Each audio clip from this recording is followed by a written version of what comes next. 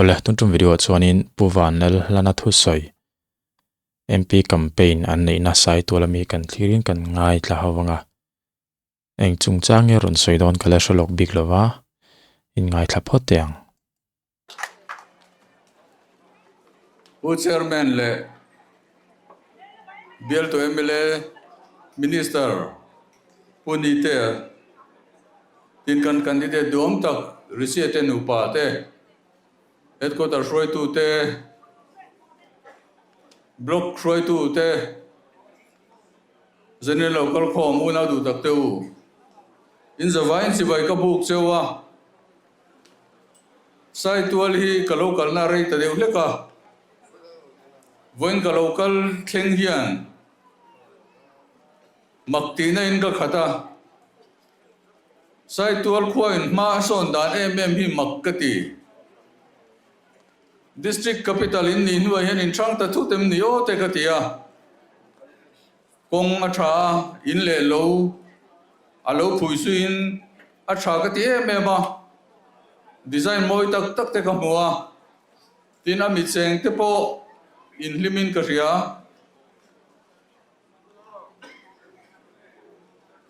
tin in fing po ka ti Dr. ni te a MLA ta na in thang hi in fing le in ka ria Dr. ni te hi kan shroi du poimo takla ni choren turani mi thiam ania tin abial mi puite point in ngai na ti ka ria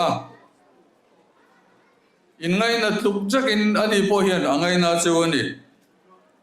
chuwangin mi puite le bial tu MLA te thoho na satak in nei sawang ti ka be se a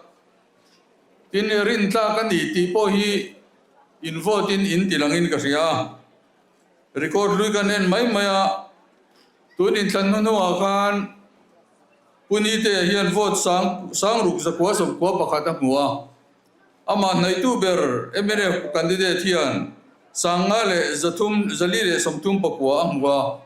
sang khat zanga zetin aking pui nei tu ber hi aneni chuwangin in vote in ama in du zeli ngai na chia hi in tilanga chu ama tan po rin na mi puin an ngatani ti asia mo purna po len chu zerang ti ka be sei tatani tin makkati deu mai chu helai bial po anilo bial dang te po hian ni deu tho ZPM kan nia sarkar na te ZPM chuan mi puile pathian zara kan lo siam veta kan sarkar ta ka chuan sarkar zar zautumin party mi puite office lama te le minister in lama te MLA in lama te anin hor chiam thin ang ti hi karin danania chu tun ma po kan lo mu thin danani congress an sarkar tir chuan congress minister in vile a chevela te chuan mi puin local combat set an tok ta mi ti tur kopin pona ten om chip chupani office lamala an board party office lama an board bok tuna asoi lai ki poimo kati emema putete mar street campaign ani na tun MLA election mani chumo khata khan changur kona khonanin ka ria thu seina huna ne ya chumi kari ek tumpo chuanin thil pakhat lau thon na deu ka nei ni chu ka lau thon na deu chu ni e an ma ni chon corruption an do nge yanga amaro chu an bul vela thu party workers te hianin engemoni base hi an nei lo mo an nei le me ngem ti kha keima pon karon comment hialani khata khan ma se an sarkar chowa pudom pon sai to hi mitrong kam thawa hi kan office te arwak ma atia tuna hen hei puwan lel hlan hen ron sai le chi boka heti ang system hi nge mi pui po hianin corruption hin lo do tak tak te po ani theye an sai hi atak tak ania ZPM party office arwak huayani chuan thillom omlam chu ani chiang viawin riatani amaro chu ZPM ban lo sarkar ve hian khatiang thil kha mu tur om tlat lo voinia po kalau thenga block roi tu ten lekha min pe a chu lekha pe ka chuanin tu te mo contract mu de tur ta na recommend na pakhat ma om lo he sai tual khuwa ma son na tur thil li ran sia gani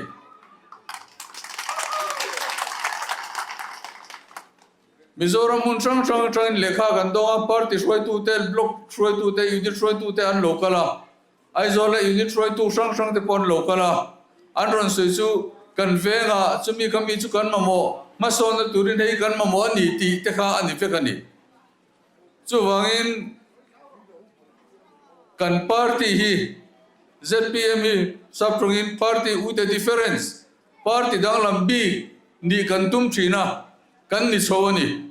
chu mi pui hianin in lan tirani chu wangin sai tol mi ka po voina roi tu tena lekha min pe ka chuan Saitol Town, Third Road, an ngay mo thu an soy ni. Trong kam si dang achon campaign road ti te ni china ni. Hei kong siya ban tu ma kan hen an lo chen ni. An du na te, an ti tak na te, an mamo na te, kam mua. Kan ni chaw a sarkar chung yan, sarkar po in ma la. Kalfat te po siyam tran aniya. Conference KGP in Tendon ti kasya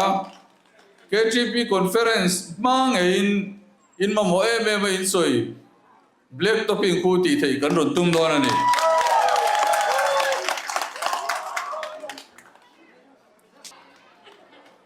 sai tol district hiana district dangter ro sei zom le malogin khati ang engen yang thil ti tur soi reng ani hi chonin an soi tu tena an duty chu ati a hiani kan political kan mu dana hian politics kan mu dana hian tiang anga soi ringot thi chu ke hi chuanin engen yang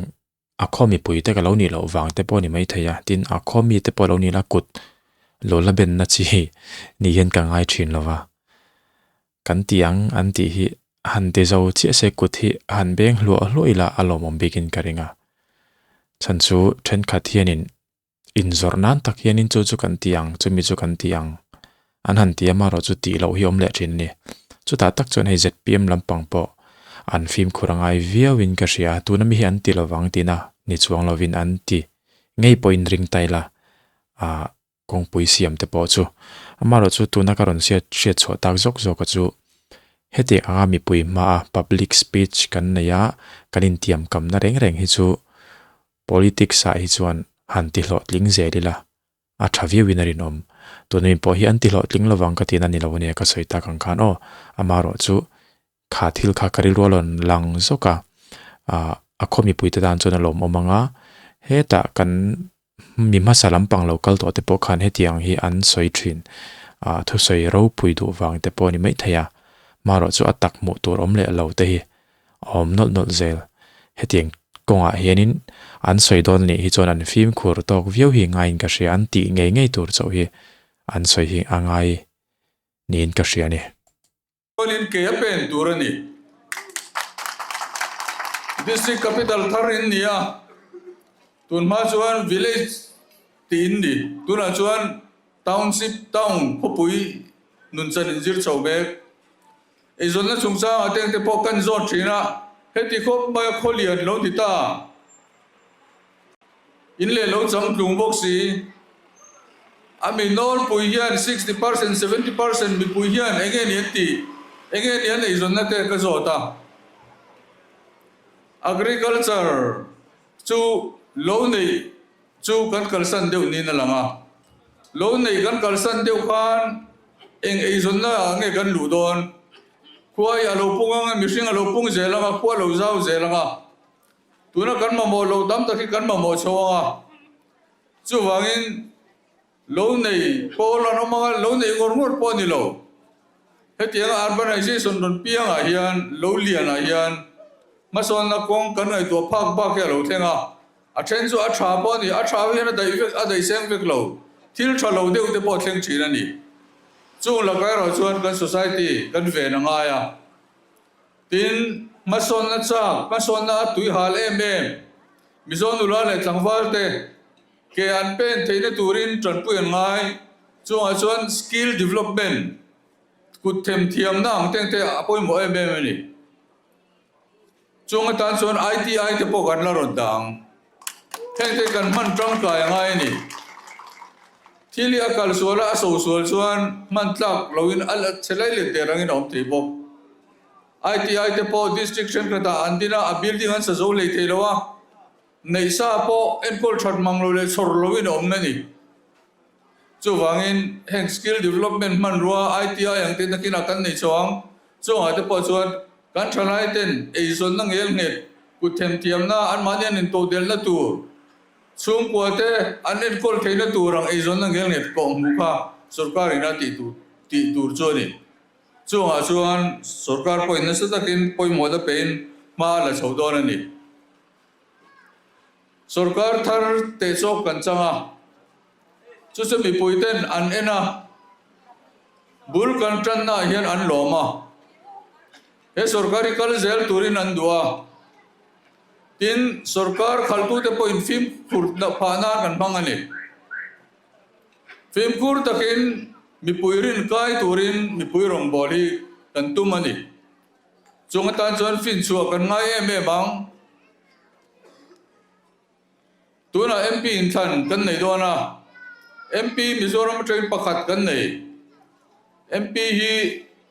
ami ringten an zir lo chuan sortang kai po tumila sortang kai theilo chinom an poi modal an tang kai na tur angi tang kai lo MP tam tak kan lo buto thirani tuna yan po Richard Vanlal mangaya MP candidate kan lo nei ta ngun taka kan ho tu ten kan top leader ten an ngai tu anu an than chuani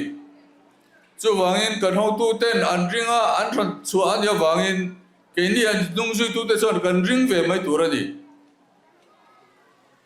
te patop in tran kan la Mizoram political history kan en chuan MP in thana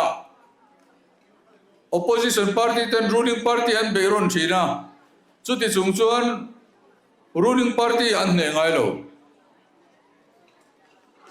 tuna hian opposition party te an tang rol lo an tang rol chung pa ruling party an ne lo thina khan an tran rol lo phei chuan ruling party dan chance a thazwala ni adik chawin congress le MNF tho ho tuma anin biak lai te kha chuanin an tho ho tak takang ti kan lau viawani Mizoram big political history kan en chuan congress party le MNF party tho ho tura anin bia te kha chu thilma ka tlingani party in hal in beireng ku khuan ni party lian pani te po kan ti thin amar ju politics alone her dang lam ta party lian pani in beichin kan ti kha tho ho tumin in kan kai ko thiak thiakani chan nge mo wang in an tho ko le lo ani mai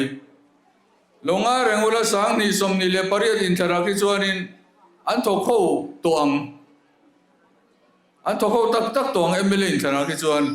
enge tho ho na san tur kan ti chuan ZPM hian ZPM sarkar hian thattakin ro relanga mi pui mangai chungin ro rel dona chu mi puin an mudona an pan khom don sia party lian ti te kha party lian an lo ni reng don to lowa sarkar ven du chuan pui an ngai dona in pui to na sarkar siam turin an thokho ang ti ring chatani chu chuan na sa takin ZPM hi avor sang jok don ani chu wangin kan ma lamhun local zel turatan po yan party lian pani te party lian an ni don to lo ti kha atраkan kan siar thiam ome chu wangin Mizorama tuna mun tina party FIPE local anom FIPE lowa tran ringot anom neutral ganti neutral tak te kha tuna chuan ZPM mithuguru ZPM aruka tran tlat an vek toni chu wangin tu drum in thara po hian pathian le mi pui khongai na zara sarkar kan siam ang pok hian MP in thara po kan tling ang ti hi kan be se a chu ta lotlin na kan candidate na chan the na tur chuan a symbol lukhuma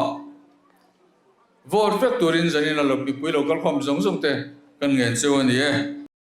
ti khana soi zo chu ni do maya eng po ni se ZPM party na an slogan chu ni chi lova amaro chu an soilan thin aro pui ka ti deuh mai chu party dang po ni se pui an ngai na chon kan pui ang kan en sang lawang anti kha thu kha a practical an mangani chuan thil tha tak anianga vote pon mu nem pa in karing bok mo heta political history han thirila tun hnai maya poni soyom thina I public opinion poll ten la a sarkar na thok then khat chuanin an ngai dan pon soi ngam lawani chu tin enge moham thatna lodong ACDP tiang chiang rengte lodong khanin an soi huai ngam thlat lo he hi chu approve na te po ama video te po kan mu theu kha kan soi luai khamo in thlan ma point eng po ni se I khatiang feelings lo thina kha athalo le in ka ria atakin an ver practice ang katin ani chuang lawania an lo practice poni mai thei boke enga po chu ni se heta Indian citizen kan ni hianin zalen na hi kan nei vea sarkar na thok po ni se ngai dana nei velom ACDP lo dong emo NLP lo dong to po ni se ngai dana nei velom kha angai dan po soi chuak ngam lo khopa an omani chuan thil dik ani hau lawanga hemi chungchang po hi ZPM in aron sarkar te kharan soya opinion poll te po kan thira ma ani tan zong soi ngam lo po kanom heting hi ke mani party a chuan aom ve thiang lo ahan ti top maya an sarkar te po khan kha kalo ngai to chuak daya tu na thu soi chang hian engpo ni se tu nem pi in thlan hi chu bo ruak a so sang view don mo ka te be se a in a so sang lu tuk lawa kalo be se sang lu tuk nge chu ka relem lawa engpo ni se khati zong kha tum video chu ni phot ta se la thange